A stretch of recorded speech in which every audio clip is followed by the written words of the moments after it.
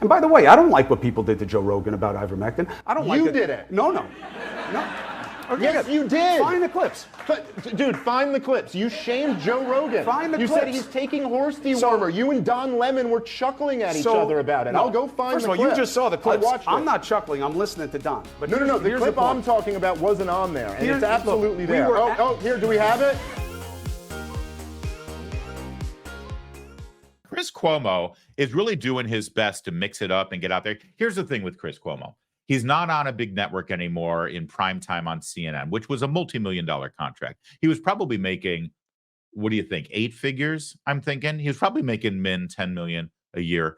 Let's lowball it. Let's say he was making 5 million a year. I assure you, over on News Nation, which actually shows some promise, this News Nation cable station, he's not making nearly that much. So he's got to work overtime to get out there. And they're trying to build this brand over at News Nation that we're not right, we're not left, we're right down the middle. Okay, guys, who's your conservative primetime host? Because I see this guy, I see Chris Cuomo, and I see who else is over on News Nation? I can't remember now. I see a lot of people who used to be on CNN and MSNBC. I'm not seeing a whole lot of former conservative hosts finding their way to News Nation. So, I mean, you really want to prove to us that you've got both sides represented? How about hire some conservative hosts in prime time, right?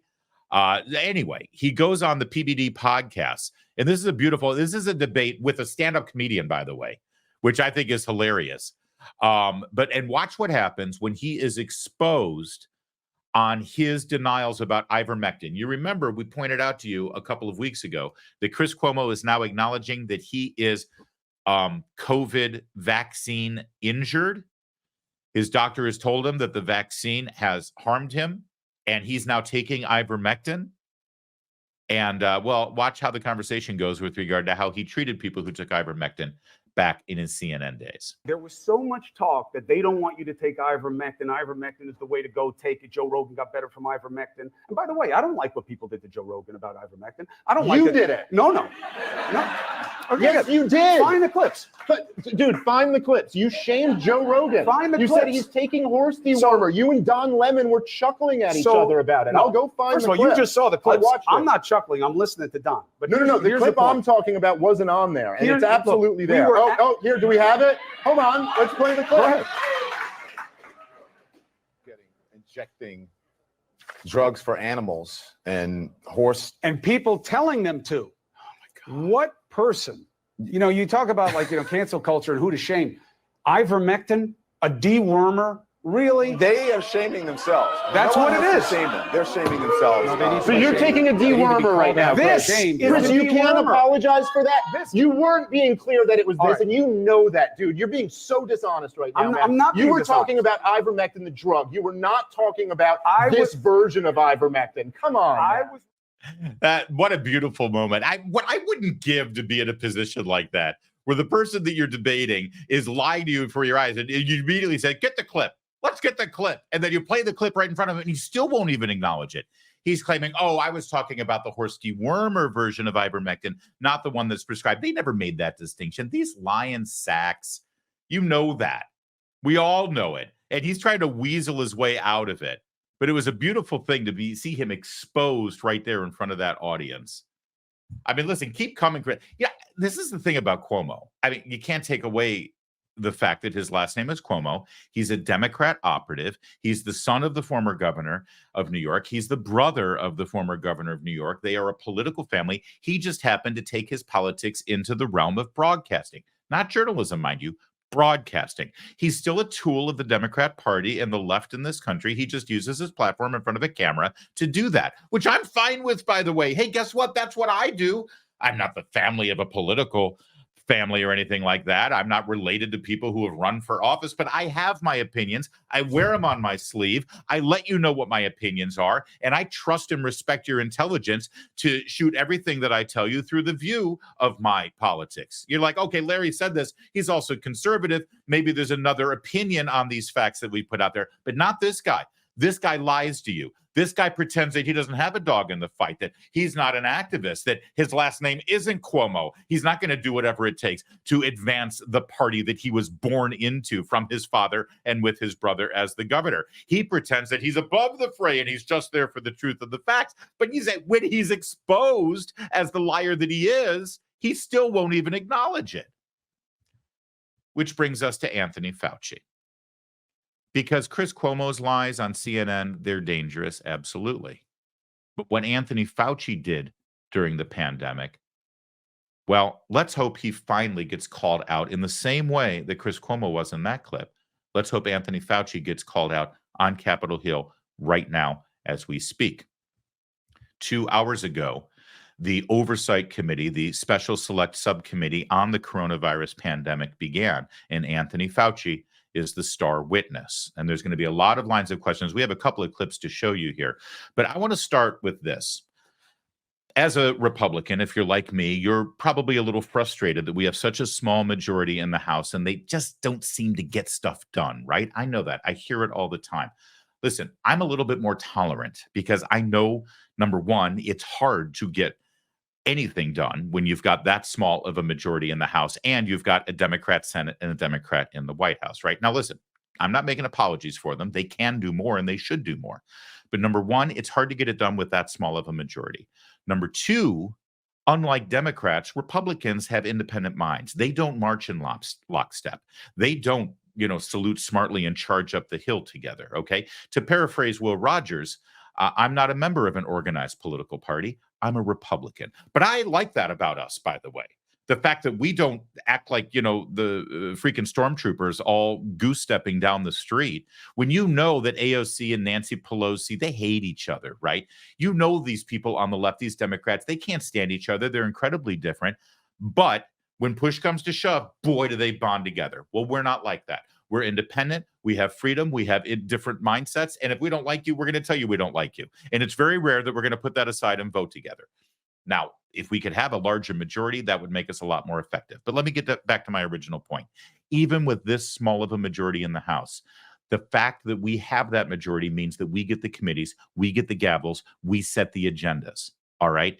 And the fact that there is a subcommittee happening today grilling Anthony Fauci on his lies of the pandemic is monumental because under Nancy Pelosi for 2 years, it never happened.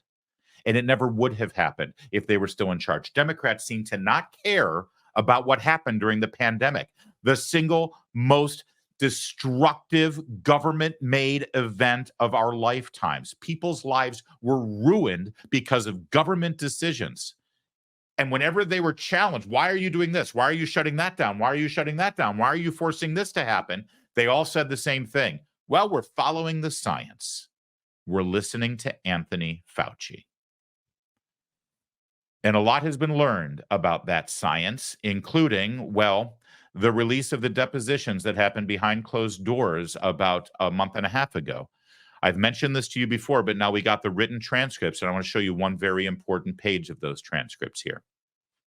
This is Anthony Fauci under oath. Again, this is the written transcript. Today in the hearing, he will expand on it. We'll show you a clip. Question, do you recall when discussions regarding a 6-foot threshold began? This is 6-foot social distancing. His answer, I don't recall. It just sort of appeared. I don't recall like a discussion of whether it would be 5 or 6 or whatever. It was just 6 foot is. And then the question, did you see any studies that supported 6 feet? Answer, I was not aware of studies. So in other words, there were no studies supporting a 6-foot social distancing rules. He doesn't know exactly where it happened. It just sort of appeared. The 6-foot social distancing rule, I know people hated the masks. I know that people hated the antibacterial wipes. I know that people hated the vaccines and the mandates. I did too. But my friends, the 6-foot social distancing rule was the single most destructive thing to our economy, to our children's lives and their development, and to our election. That 6-foot social distancing rule is what kept our schools closed. That 6-foot social distancing rule is what kept businesses closed. And that 6-foot social distancing rule is what kept the polling places closed and forever changed.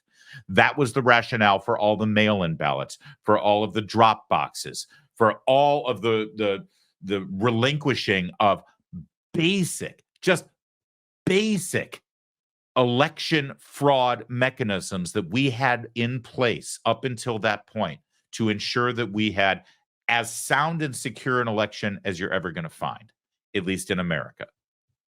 I mean, we're not doing the purple finger dips here. I wish we would. I wish we did. But every single thing to bastardize our voting process that Democrats were fighting for decades, they crammed through in 2020 because of social distancing. And look what happened. And look what happened. And Anthony Fauci, under oath, says, yeah, I don't know. It just sort of happened. It just sort of happened. I don't know where it came from. So here's a little bit of the hearing today. This is Congressman Wenstrup from Ohio. He is a doctor. He's chairing this subcommittee. The chosen scientific position was immediately labeled as anti-science. Anything less than complete submission to the mandates could cost you your livelihood, your ability to go into public, your child's ability to attend school. Families were thrown off planes and shamed when their 2-year-olds struggled to wear a mask. Children with disabilities lost access to therapy that they and their families depended on. Students were out of the classroom and told to attend school remotely, even when the science clearly demonstrated it was safe for them to go back in the classroom. This harmed low-income students the most. And how were single-parent households supposed to teach their own children and work at the same time? Dr. Fauci, you oversaw one of the most invasive regimes of domestic policy the U.S. has ever seen, including mask mandates, school closures, coerced vaccination, social distancing of 6 feet, and more. And as Chairman Wenstrup pointed out at the very beginning there, anyone who challenged it, anyone who was defiant, anyone who stood up or even questioned, like, where is this coming from? Doesn't make any sense to us. How do you know this? Show us the science to back this up. You would get lambasted. You'd be shut down. You'd be silenced. You'd be marginalized. And who started all of that? Who's responsible for all of that? Let's not forget who. I mean, anybody who's looking at this carefully realizes that there's a distinct anti-science flavor to this. So if they get up and criticize science, nobody's going to know what they're talking about. But if they get up and really aim their bullets at Tony Fauci, well, people could recognize there's a person there. So it's easy to criticize, but they're really criticizing science because I represent science. Dr. Anthony. Yeah, because he represents science. He was the guy who spearheaded all of that. He loved being put up there as the guy who represents science. He took it very personally. He was the one who promoted the idea that if you question any of the things that the public health officials through the CDC and the NIH was telling you, then you are anti-science. You're a numbskull. You're a Neanderthal.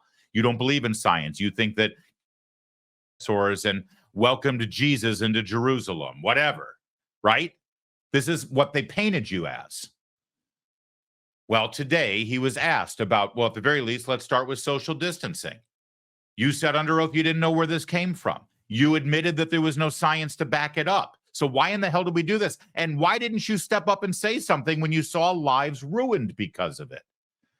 Here's his answer. You tell me if you're satisfied. Issue of the 6 foot distance. And I made the statement that it just appeared and that got taken at like, I don't know what's going on. It just appeared. It actually came from the CDC. The CDC was responsible for those kinds of guidelines for schools, not me. So when I said that it just appeared, it appeared. Was there any science behind it? What I meant by no science behind it is that there wasn't a controlled trial that said compare 6 foot with 3 feet with 10 feet. So there wasn't that scientific evaluation of it. What I believe the CDC used for their reason to say 6 feet is that studies years ago showed that when you're dealing with droplets, which at the time that the CDC made that recommendation, it was felt that the transmission was primarily through droplet, not aerosol, which is incorrect because we know now aerosol does play a role. That's the reason why they did it. It had little to do with me since I didn't make the recommendation And my saying there was no science behind it means there was no clinical trial that proved that. That's just one of the things that got a little distorted in the response to that. And I've learned and watched you over the years. I have to go back to. Yeah. All right. So you buying that? Well, first of all, it was the CDC who did the 6 foot social distancing, not me. I had nothing to do. Do you remember this guy out there promoting this everywhere? Do you remember him distancing himself? No, I remember him throwing out the first pitch at a baseball game. I remember him receiving awards and getting laudatory parades with them putting him up on a float saying, "Thank God for our hailing hero, conquering hero, Anthony Fauci." I love that now it's like, well, you know, that whole social distancing, that wasn't me. That was the CDC. You should really talk to them about it. I think they may have come up with this because they didn't think it was aerosol, but now we realize it was aerosol, or maybe it was in droplets. Oh, so in other words, you made it up as you went along. That's not science, right? Wouldn't you have loved to have that answer? You know, why are we doing 6 foot social distancing instead of 3 foot social distancing or 8 foot social distancing? And the answer should have been, well, to tell you the truth, we're not sure. You know what? We haven't done any controlled studies. We're not even sure if this thing is passed through droplets or aerosol. We're trying to be safe. We could be wrong. We don't know. We honestly don't know. I can't show you any science to back this up. We're just taking our best guess, and we're going to do this thing that will ruin people's lives. How many people died in hospitals and you couldn't go and visit them? I know someone died in my life that I wasn't able to see before they died because of these rules. Couldn't even go to the funeral because of it. How many children's lives were ruined? How many special needs kids who will never get those years back again to help them in their development? And they were never honest with you. They were straightforward. And it was this guy. This guy was the tip of the spear along the way. I'm sorry, dude. You don't get all of your accolades, your book sales, your puff pieces on cable news. You don't get your cushy job over at Georgetown University School of Medicine. And at the same time, when you're actually called into question on this crap, then you point the finger, well, that wasn't really me. We didn't know. No. You want to be the science? Oh, and they criticize they're really criticizing the science. Okay, you want to be Mr. Science? Then you take the hits, dude. They didn't know. They still don't know. Watch a little bit more. Of reality, unquote. You've said, quote, I've heard these conspiracy theories, and like all conspiracy theories, they're just conspiracy theories. That's what you told the American people. And so would you like to clarify what science were you following then versus now? No, I've also been very, very clear and said multiple times that I don't think the concept of there being a lab leak is inherently a conspiracy theory. What is conspiracy is the kind of distortions of that particular subject, like it was a lab leak and I was parachuted into the CIA like Jason Bourne and told the CIA that they should really not be talking about a lab leak. Thank you. That's the you. Can I say it again? You. That is classic, despicable, disgusting, insulting, condescending, patronizing, straw man. That's what that is. Oh, no. The whole idea of a Wuhan lab leak, that's not what I meant by a conspiracy theory. I meant me parachuting into the CIA like Jason Bourne and telling them not to investigate. That's the guy. No one said that. Who said that he parachuted into Langley? Like Jason Bourne. The only thing he's got in common with Matt Damon is that they're both 5'6". What a jerk. What a complete and total a-hole. Debbie Lesko of Arizona also jumped in on some of the questioning. Take a look. 3 days later, on February 4th, 2020, 4 participants on the conference call authored a paper, Proximal Origin, which was sent to you for editing. Proximal origin pushed the natural origin theory. On April 16, 2020, the NIH director, Dr. Collins, emailed you expressing dismay that the Nature Medicine article, which was based on proximal origin, didn't suppress the lab leak theory and asked you for more public pressure to suppress the lab leak theory. The very next day, In response to Dr. Collins' request to suppress the lab leak theory, you cited the Nature Medicine article, which discounted the lab leak theory from the White House podium. My question to you, sir, did you cite this article at the White House because the NIH director asked you to suppress the lab leak theory?